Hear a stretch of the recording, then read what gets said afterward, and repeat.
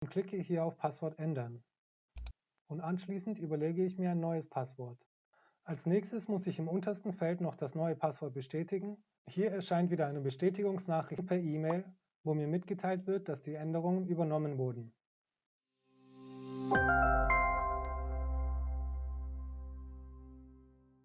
Hallo und herzlich willkommen zu einer weiteren NetSuite-Videodemonstration. In diesem Lernvideo geht es um den Login bei NetSuite und optimale Sicherheitsmaßnahmen. Ich demonstriere, wie ich mich in NetSuite einlogge, eine Rolle auswähle, Sicherheitsfragen erstelle und mein Passwort und die hinterlegte E-Mail-Adresse ändere. Momentan befinde ich mich auf der NetSuite-Website. Oben rechts auf der Seite finde ich den Login-Button, wo ich zur Anmeldeseite von NetSuite komme. In diese beiden Felder gebe ich meine E-Mail-Adresse und mein Passwort ein. Ich kann außerdem die Checkbox auswählen, wenn ich möchte, dass meine Daten für den nächsten Login gespeichert werden. Personen, die ihr Passwort 6 Mal hintereinander falsch eingeben, werden von NetSuite für 30 Minuten blockiert. Also falls es mal dazu kommen sollte, dass ich mein Passwort vergesse, klicke ich auf den Passwort-Vergessen-Link, um ein temporäres Passwort für den Login zu erhalten. In diesem Beispiel habe ich die richtigen Anmeldedaten zur Hand und klicke dann auf den Login-Button. Nun befinde ich mich auf meinem Home-Dashboard und ich bin mit der Administrator-Rolle angemeldet. Um zu sehen, welche weiteren Rollen mir unter diesen Zugangsdaten zur Verfügung stehen, bewege ich den Mauszeiger über die Liste oben rechts. Wenn mir nur eine Rolle zur Verfügung steht, werde ich standardmäßig mit dieser Rolle eingeloggt. Um die Standardrolle zu wechseln, klicke ich auf den zweiten Link in der Liste oder einfach auf die Schaltfläche, wo die aktuelle Rolle angezeigt wird. Hier kann ich nun eine Rolle auswählen, mit der ich bei der nächsten Anmeldung eingeloggt werden möchte. Über das Haussymbol gelange ich wieder zurück auf mein Home-Dashboard. Als nächstes zeige ich, wie man Sicherheitsfragen einrichtet. Zu bemerken ist, dass ich nach meiner allerersten Anmeldung von NetSuite dazu aufgefordert werde, 3 Sicherheitsfragen zu beantworten. Das ist eine Authentifizierungsmethode für den Fall, dass mir mein Passwort entfällt oder ich mich über einen neuen Browser anmelde. Dadurch hält NetSuite die Anwendungssicherheit aufrecht und verhindert unbefugte Nutzung meiner NetSuite-Zugangsdaten. Ich kann diesen Schritt überspringen, dann werde ich aber beim nächsten Login wieder dazu aufgefordert, die Sicherheitsfragen zu beantworten. Diesen Schritt kann ich allerdings maximal 5 Mal überspringen.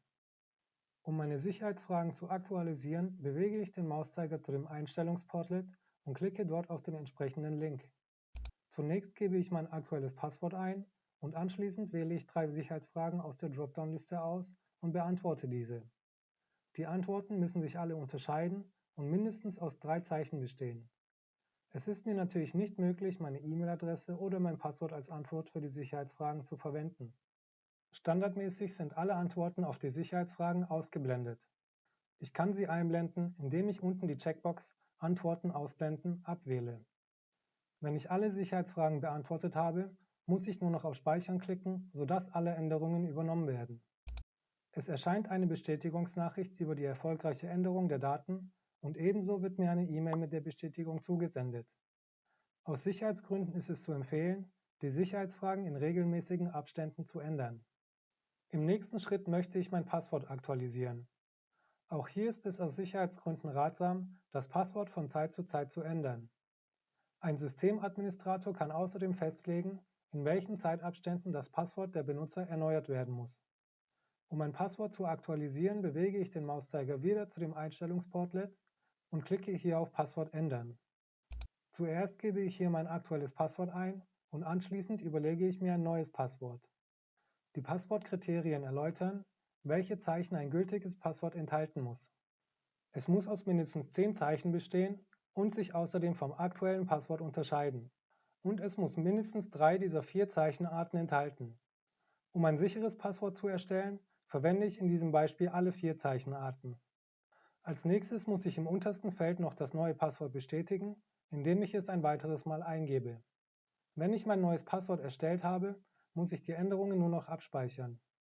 Hier erscheint wieder eine Bestätigungsnachricht im oberen Bildschirmbereich und per E-Mail, wo mir mitgeteilt wird, dass die Änderungen übernommen wurden. Zuletzt möchte ich noch meine E-Mail-Adresse aktualisieren.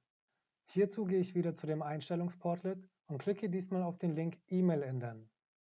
Ebenso wie im vorherigen Schritt gebe ich zuerst mein aktuelles Passwort ein und kann anschließend meine neue E-Mail-Adresse eintippen. Zur Bestätigung muss ich diese noch ein zweites Mal eingeben. Ich kann diese E-Mail-Adresse der Rolle, mit der ich aktuell eingeloggt bin, zuweisen, indem ich unten die Checkbox Nur dieses Konto auswähle. Wenn die E-Mail-Adresse für alle Rollen verwendet werden soll, belasse ich es dabei und klicke anschließend auf Speichern. Auch hier erhalte ich wieder eine Bestätigungsnachricht. Und damit endet das kurze Lernvideo zum Thema Login und Sicherheitsmaßnahmen in NetSuite. Im Hilfezentrum finden Sie weitere nützliche Informationen. Im nächsten Video zeige ich Ihnen die Navigation und den Umgang mit Datensätzen in NetSuite.